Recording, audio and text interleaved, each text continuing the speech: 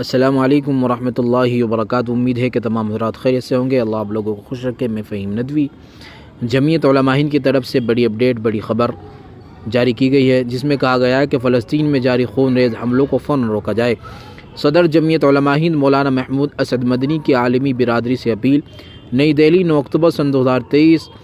صدر جمعیت علماء ہند مولانا محمود اسد مدنی نے فلسطین میں جاری خون ریز جنگ اور رہائشی علاقوں پر زبردست بمباری کی مذمت کرتے ہوئے اس پر فوری روک لگانے کی اپیل کی ہے۔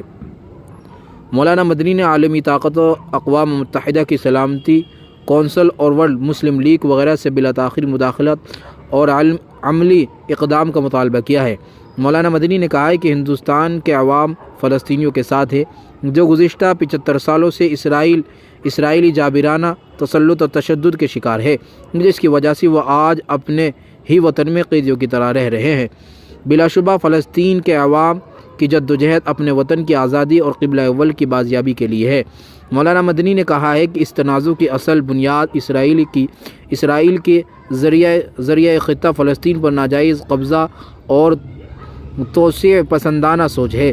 اس جنگ کے نتیجے کو دیکھتے ہوئے اس بات کی سخت ضرورت محسوس ہوتی ہے کہ UN کے مقررہ کردہ اصول کے مطابق اسے جلد سے جلد حل کیا جائے اور اسرائیلی تسلط و جبر سے آزاد ایک خود مختار فلسطین ریاست کا قیام عمل میں آئے۔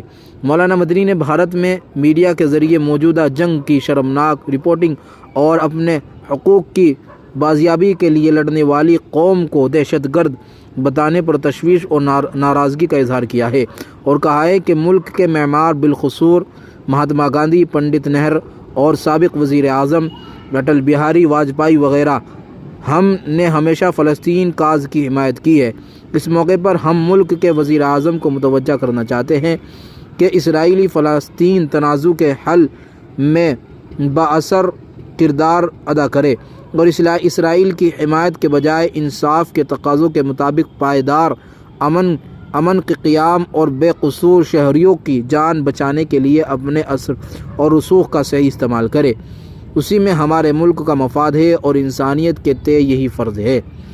یہ تمام باتیں اور تمام جو آپ نے باتیں سنی، جو خبر آپ کو سنائی گئی، یہ تمام اپیل حضرت مولانا محمود مدنی صاحب کی طرف سے کی گئی ہے۔